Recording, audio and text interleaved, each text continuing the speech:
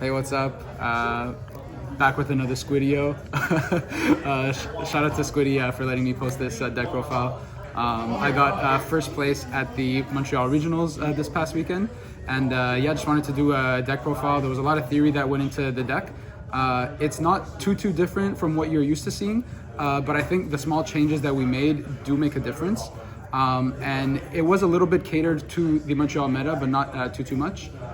So yeah, I got first place. It was a very well-run event, I have to say. So shout out to the tournament organizers for that. That's not always the case in Montreal, that the regional is super well run. But yeah, so I played Fire King Snake Eye, and yeah, I'll just get into the list. Let's go. So I played 3 Diabell Star. So I think that in a format where like everyone is throwing hand traps at each other, I think you have to play 3 of these because you just want multiple ways to play the game. Like if your Snake Eye Ash normal summon or your Poplar normal summon gets stopped, you need another way to keep playing. You don't just want to pass and hope that your opponent can't play through your hand traps. So I wanted to maximize on the witches, and I think that that's correct. Then for the Snake Eye package, really like obviously the MVPs of this deck. Pretty standard ratios, nothing to really discuss here. Would not change a thing about this at all. Then we've got the 3 bonfires, 3 wanted, 1 original, and 1 for 1. So like I was saying before, the 1 for 1 is really just like an additional way to play. I think it's super important. And then you'll notice that I'm not playing the temple in the main. I do actually side it. I think it's not like incorrect to main it, but the thing was I just didn't want to go to 43 cards. That would have been my 43rd card, honestly. I did miss it sometimes, but it really shines in the shifter matchups and in the Snake Eye mirrors, and so I did side it for that purpose. Then to the Fire King engine. So I play a small Fire King engine of only 6 cards. So I hate drawing multiple Kirins. I just want to draw 1. And I barely even really want to draw these cards, to be honest. I mean, Kirin is great right now to play around the Imperm, the Veiler, the other targeting stuff like Mourner, etc. But yeah, I wanted like a really compact Fire King engine. It's really good when it's good, and then when you like draw these cards sometimes it just feels so terrible, which is the reason that we don't play the Sanctuary. We just don't want to see more Fire King cards, and the Sanctuary send for the Snake Eye Ash is not really something that's necessary. So yeah, I just felt like there was no need really to play the Sanctuary. It's just not something that I want to draw. It's not something that I want to like open with at all. Then for my utility cards, so unlike some other people who are maining like 15 plus hand traps, I'm only maining the best 12. Yeah, I kind of can see why people go up to 15 plus hand traps, etc. The thing was, I just didn't want to play the bad hand traps, and I feel like people right now are just throwing in like less good hand traps into their deck, just because they feel like, oh, they need to keep up with like the hand trap game. But then you find yourself in a position where you're like starting with like Ghost Bell and Droll and Mourner and like a bunch of cards that are just not really great in certain matchups. So I wanted to play just the 12 best hand traps, and then instead of playing more hand traps, I played 3 TTT and 3 Crossout. So with the 2 Kirins, it really felt the whole day like I was playing like 8 Crossout Designators, like in the main. So that was really the theory with this deck, and it's the reason that I played the Fire Kings as well, is because it's basically just 2 more Crossouts. So yeah, the idea was that I just wanted to make sure that I pop off turn 1 when I open like a playable hand. So if I open like Ash, Witch, Designator, Talents, it's just game, or like some combination of this with the Ash, with this or with this. It's just really strong, and I just wanted to make sure that my turn 1 plays, that they were always kind of going through. So yeah, that was the theory. And for the crossouts, did you ever miss other hand traps for the crossouts? No, it doesn't come up. Like I feel like that's not really real. Bell hits way too late in your combo. Not many people are playing Droll right now. And usually you won't even want to cross out the Droll unless you open specifically Bonfire plus Crossout. So no, at first I had the same feeling where I was like, oh, I kind of want to play 1-1, like maybe I cut down on these and I play like 1 Droll, 1 Mourner, something like that. But I feel like that's not real. I feel like it just doesn't happen. You always want to be crossing out nib, or you want to be crossing out the Veiler or the Imperm, basically. So that's it for the main. It was 42 cards. I would play 40 if I could, but the engine's just like too big, unfortunately, and I wanted to make sure that I could play my utility cards. And playing 42 also makes it so that you don't like open too many of the Fire King cards. Like, you never want to start with 3. You definitely don't want to start with 2 either, to be honest. So yeah, playing 42 kind of spreads it out a little bit. I'll go to the extra deck. So the end board pieces in Fire King, this is really, really valuable. My end board like always has the Amble Wheel on it. When it gets popped, you can bring back the Heat Soul. You could draw a card, and then with the Arvada, you could pop the Heat Soul or the Princess to then pop another card with the Amble Wheel. So super, super useful. Then obviously the Zelantis and the Raging Phoenix, but I also played the other OTK line, which is Access Code and Celine. So the theory with this, and why I think that it's basically mandatory, to be honest right now, is that you want to go into the battle phase with something like this. After, you know, placing and popping a bunch of cards, this is game, this is lethal here. So if you like end your main phase, they have to nib you here. You get a token, and the Flambers brings back 2 bodies, right? And then you could go like up into Hida, then up into Princess, and then you can do the Zelantis Raging Phoenix OTK. So playing the Access Code basically lets you win through nib, makes you game through nib, which I think is super, super important. So yeah, I would not cut this card.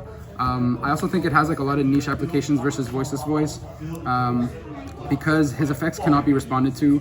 So if you find a way to get a bunch of bodies onto the board through like Bestials or whatever, if you can start linking up and then link into the Access Code and then target the Celine or whatever like in your graveyard, they can't respond to that, and then they can't respond when you try to pop as well. So it has those kind of like niche applications, and it's also just good at breaking boards, which I think is super useful. I play only 1 Princess. With the line that I do, which is the Heat Soul line, I don't need the second Princess to play through nib. There is some other lines that do require you to play 2 Princess, but I'm not playing that line. I'm playing the Heat Soul line.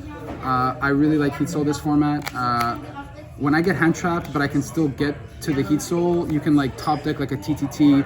You can top deck like a Crossout Designator for the following turn if you're in the mirror. You could top deck hand traps. Like, this card is just very, very, very good, I feel. And with the way that I set it up, I usually draw 2 because I bring this back with the Amble Whale. And then these are all 100% mandatory, I'd say. You cannot play without these cards, especially in the Fire King deck. This brings back Kirin, or brings back the Ash Blossom, which is super, super useful. And then this here, if your opponent doesn't have monsters on the board for you to do like the standard Princess OTK, just going into the battle phase with these 2 alone, co-linked like this, that's game. Because you can just go into battle, you can go swing, swing, and then you go effective Zelantis to pop this, which allows you to then bring back your Raging Phoenix. Your Raging Phoenix gains 4,700, and then that's game. So because I don't play like as many hand traps, yeah, I just felt like I always wanted to be able to kill my opponent on the crackback, which is why I built the extra deck the way that I did, really. Did you ever miss Typhon in your extra deck? Yeah, so Typhon would be definitely the 16th card. I think with Branded being so prevalent right now, Typhon is great. It's one of the things that I miss about playing the pure deck, was the extra space that I had available to play things like a Typhon. But there's nothing that I would cut from this, to be honest, unfortunately. So it is what it is. You can honestly side a Typhon, and it might actually make sense, to be honest. But yeah, it's not something that I did.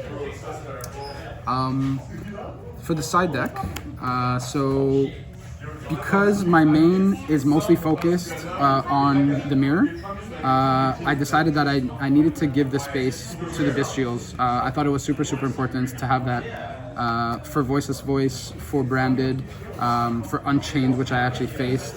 Yeah, Bestials are just very, very good right now. These ones in particular, they actually let you chain block and beat like boards like Summon Limit or the Anti-Spell plus the Skull Guardian. When you link off, you can go like Nightmare Phoenix, Chainlink 1, Jewess Worm, Chainlink 2, or Saronir, Chainlink 2, and then that can actually let you sometimes chain block basically, which actually came up for me during the tournament, which was really, really nice. Then 3 Ghost Mourner in the side. So when I'm going second into the Snake Eye matchups, I do go up to 15 hand traps. Ghost Mourner is just really, really good in that spot. You just want to be able to like stop your opponent.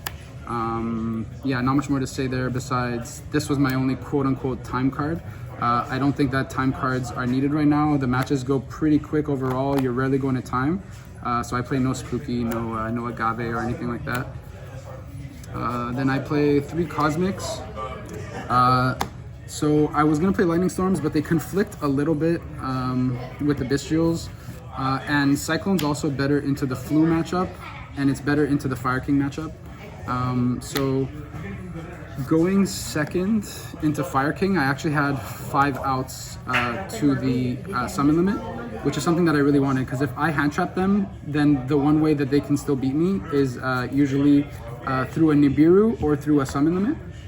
And so that's why I wanted to actually keep the Cross-Eye Designators going second into that matchup. So I sided only 1 summon limit just for the Cross-Eye Designator, and then I sided 3 Cyclones and the Duster as well. So I had 5 ways to kind of deal, well, it's more like 7 ways with the 3 cross-outs to deal with the summon limit. And I felt like that was super important. Like I don't agree with the theory that you should just be like throwing hand traps and just like accept that that's the way that the game's gonna go without kind of planning ahead. I felt like I wanted to be a little bit like ahead of the game. So I let my opponent play a little bit more, but then I have a bit more board breakers in the form of like my 3 TTTs, my 3 Cyclones, etc. And then the last 2 cards in the side, Called By, card's just really good going first. It gives me my 1 Miracle out versus Shifter, and it's also just good against, like, post side especially, it's very good because people go up to like even more hand traps. Some people side 3 Bell, 3 Mourner. So Called By is just very, very good in that spot. I don't really like this card going second, which is why it's in my side. And then Temple. So the Temple is there because so going second into the Fire matchups, I actually side out these cards. So I side out my Fire King engine, and I'm basically just playing pure. But unlike Chris LeBlanc and some other players, I'm not siding the second Flambers. I don't think that that's really necessary because this card really shines going second, like anyways. I mean, don't get me wrong, it's good going first as well when you're playing pure. But yeah, so I side these 6 out, and then I side in either, depending on if it's pure, I side in, you know, these cards essentially. Yeah, so that's basically the deck. That basically does it. Just want to give a few shout outs. So first of all, shout out to my sponsor, Marcus, Team MJS Collectibles. You can find them on eBay and on TCG Player. Shout out to my teammates on Team MJS. That's Davis and Mustafa. We all 3 of us topped this regional, so it was a really good showing. We unfortunately bubbled out in Vegas. We lost last round. We probably would have gotten in there. We had really good tie breaks, so it was very unfortunate. But glad that we were all able to top this regional at least. Shout out to my local Carta Magica, which is where we're filming this. Shout out to Adamo, who is filming this, and shout out to the Cooking Lab group chat and to everyone that's in that group chat. Without them, I wouldn't be the player that I am because I literally play no DB. Like, I haven't played DB for like a year and a half. Like, I haven't played like a single game on DB. I just play locals, and then I talk theory with my Cooking Lab group, and that's about it.